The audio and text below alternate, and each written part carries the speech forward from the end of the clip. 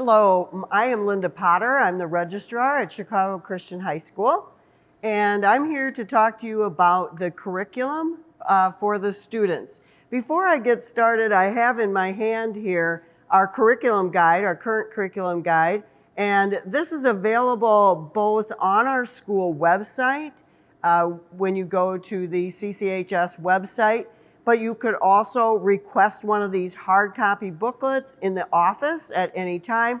We do update them yearly, and so by the 1st of 2021, it will be updated, but again, you're welcome at any time to pick one of these up if you would like to have it.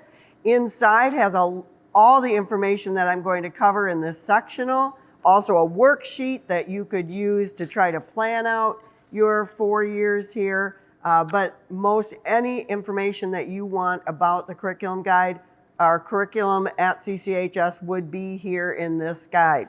So let's get started with our slides and take a look at our curriculum. First of all, I want to tell you that myself, and as the registrar, and Mrs. Bardoff, who is joining us this year, is our college counselor. And as you can see, our circles intersect. We work hand in hand together to make sure that your student is prepared to leave this place and to go on to college. And so if one of us has a question that the other needs to answer, we do that as to get you the best answer that we can at any time. So if you contact either of us, we will be working together to make sure that we have your student prepared for the next steps. Graduation requirements from Chicago Christian High School require that you have 24 credits by the time you leave in 4 years. And so my chart here shows you that we have a 7-period day. And so therefore, if you took a full schedule for 4 years at 7 credits a year, you would have 28 credits. So plenty of credits. Now, some students do not get that many credits, but there are some that get very close. But perhaps you are a student that wants to have some study halls. You see that you would have room to do that. If you took a study hall each semester, you could still get to 24. A lot of students don't do that because they prepare for things that they might be doing in the future. An example of that might be doing an internship. And when you do an internship, you will need more class periods to be able to do that, therefore earning less credits. But if you've prepared yourself for that, you should easily be able to still do something like that as well as get your 24 credits. This chart shows you the credits that you would need for graduation broken down by department. And as we go through this quickly, English, of course, is something that that you would need all 4 years. Math requirement is 3 credits. Social studies, 2. Science is for the class of 2024 and beyond has now been we are requiring 3 science credits. Classes before that, we're required to have 2 science credits. So for a while, we will have students under each different guideline for graduation, but starting with the class of 2024, you'll be required to have 3 science. That has been done in conjunction with some adjustment in physical education. And you can see now starting with the class of 2024 that you need, actually, if you think of it this way, 3 semesters of physical education. One of those semesters would be your health and fitness class, which kind of serves as a dual class for getting that physical education credits. You would take that one and be earning both health and physical education in that one class. And then beyond that, you would need 2 more semesters of physical education to meet the guidelines for the starting of class 2024. Prior to that, the other classes prior to that were expected to have health separately, and then 4 semesters of physical education. So we will have some classes that will still be under that guideline, but class of 2024 will be going ahead with the new arrangement of health and fitness as one class and your other requirements. Backing up slightly to Bible, we require 2 credits of Bible. So you could think of it this way, that generally a student would take 1 semester Bible each year to get to the 2 credits. But if there's any problem with scheduling, we've had students that might skip a year of Bible to fit something else in and then double up on it the following year. So we can do things like that as well. Other classes that we need to get in then would be economics, government, and computer app, each a semester class. And then we go on to fine arts, which can be fulfilled either with a 1 semester art class, or you can fulfill it with concert band or concert choir. Concert band and concert choir are year-long classes, so we would expect you to take the entire year if you signed up for one of those classes. Along with those required classes, we have 6.5 credits of electives that you could choose to take to be able to fulfill to the 24 credits.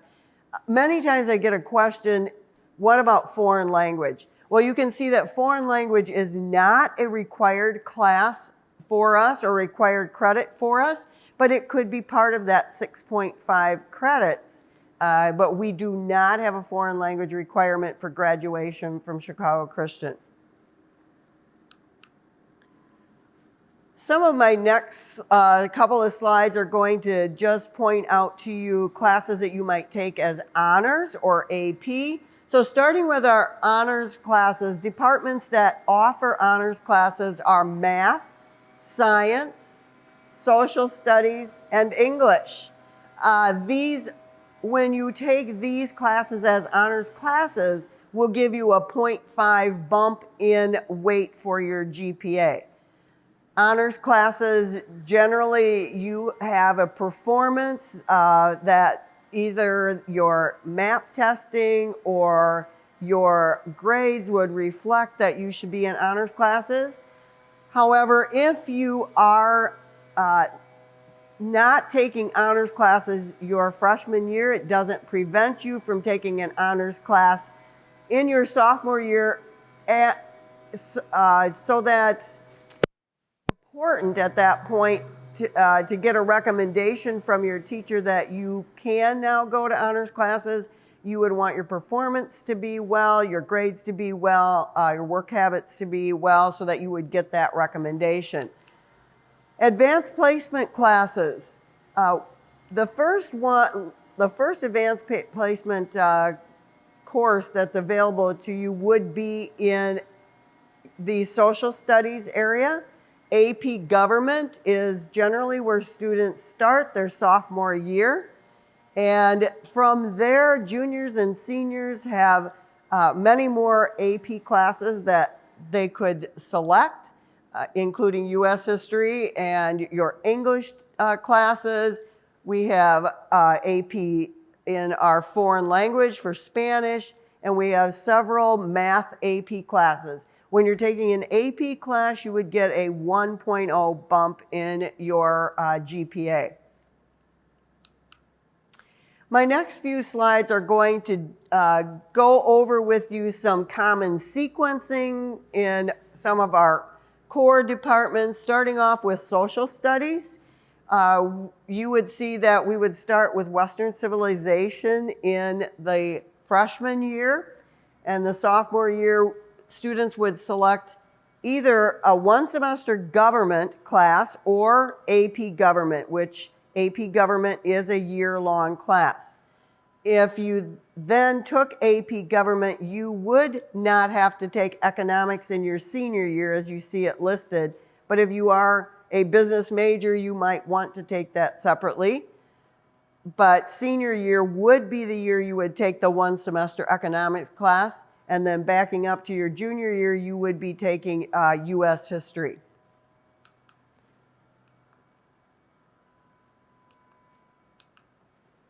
math sequence scenarios.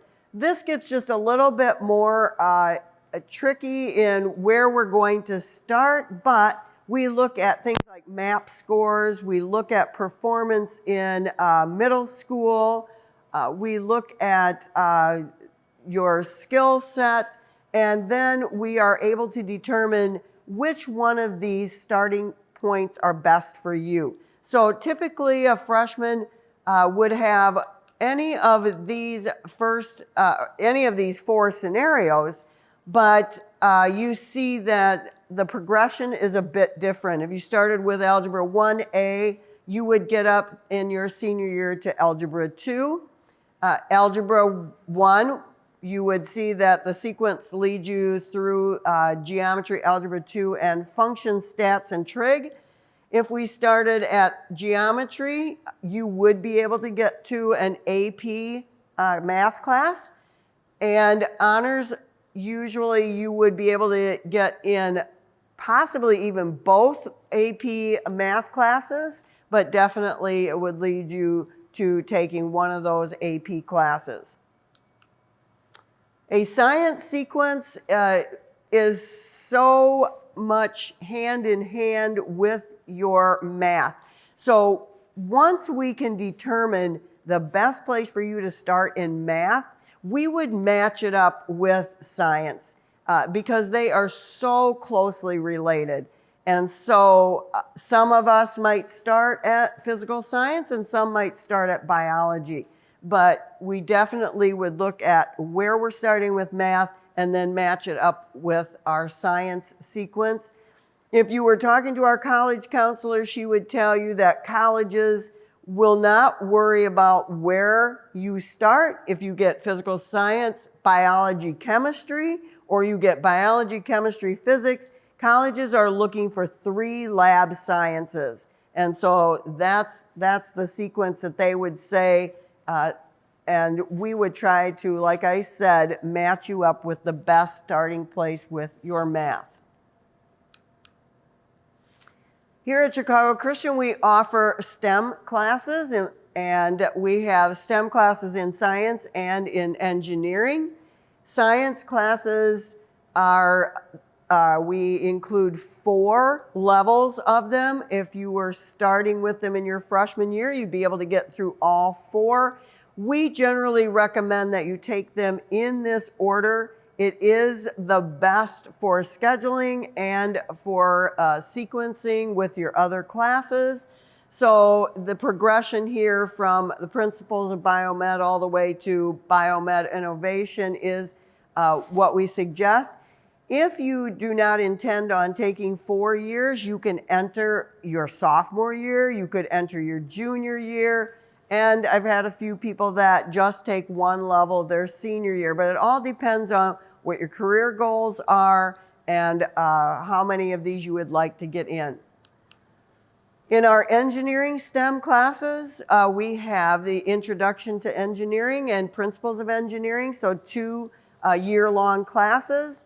Again, if you do not start them your freshman year, you can enter in any year. And a lot of students that might start in their freshman year say, what is there for me my junior and senior year? Well, we have programming classes that we offer, and we also offer web page design. Both of them are languages that anybody that's going into engineering would definitely want to have as many of these programming languages as possible. So we would be able to continue on even though they are not considered the Project Lead the Way classes. We have other classes for students that are interested in this type of progression.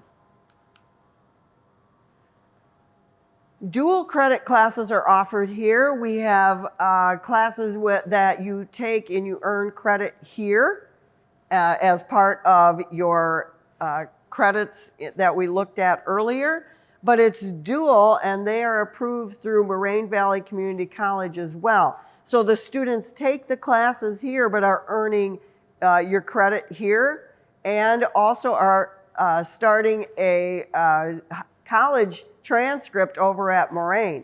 so that you're earning credit there. As long as you are getting a C or better, you could earn credit both places, but you're actually just in the class here. So some people say to me, well, what do I do with that credit if I'm not going to Moraine Valley? Well, what you would do is after you complete your senior year here at Chicago Christian, you would ask for the transcript for Moraine Valley to be sent to your four-year college. And generally, I have not had problems with colleges accepting these dual credits. We have had only one college that at the University of Nebraska questioned some of it, but otherwise we've been having this program for over 10 years, and students have sent these credits to colleges all over the United States and have not had any problem. But if you know what college your student is targeting, you could even call and say, do you accept dual credit classes? And you would give them the Moraine Valley credit number, IMS 115, to check out if they would accept that credit.